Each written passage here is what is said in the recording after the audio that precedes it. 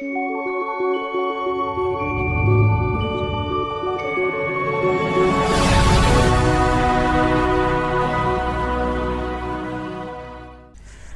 मित्रांनो, स्वागत आहे तुमचं पुन्हा एकदा चार्मी डिजिटल हब या आपल्या यूट्यूब चॅनलवर।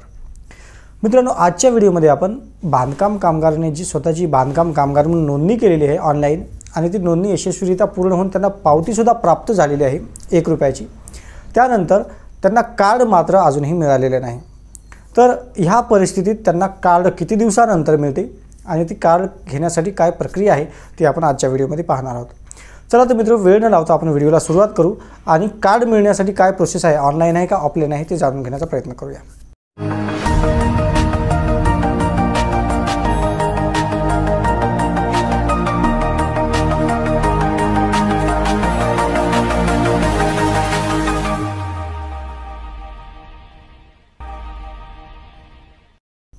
तर मित्रहो, बांधकाम कामगारांनी नोंदणी केल्यानंतर लेबर कार्ड जे आहे, कामगार कार्ड आपण त्याला लेबर कार्ड म्हणतो, तर ते लेबर कार्ड मिळवण्यासाठी काय प्रक्रिया आहे हे जाणून घेण्यापूर्वी आपण हे जाणून घेऊया की लेबर कार्ड कोणाला मिळते, कोणत्या कामगाराला मिळते।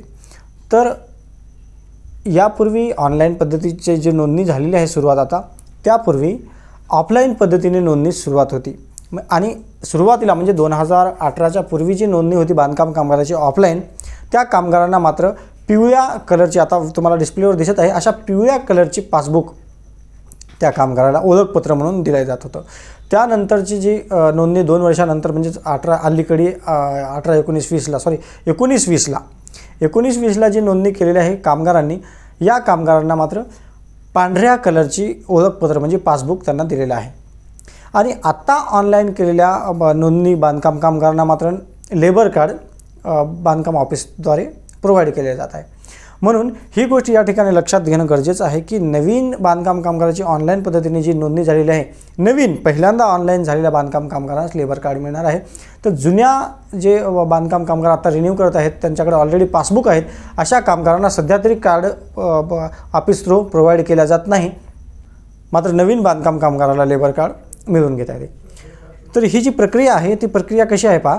लेबर कार्ड मिळवण्यासाठी ज्या दिवशी पावती काढलेली आहे त्या दिवशी पावती काढल्यापासून तर ते 1 वर्षाच्या आत आपल्याला लेबर कार्ड मिळवून घ्यायचे आहे। परंतु प्रत्येक जिल्ह्याची ही जी प्रक्रिया आहे ती थोडीफार वेगळी आहे, कारण यापूर्वी लॉकडाऊनच्या कालावधीमध्ये बांधकाम ऑफिसकडून आधार कार्डवर जे ॲड्रेस आहे त्या ॲड्रेसवर लेबर कार्ड बाय पोस्टद्वारे कामगाराच्या घरी येत होतं।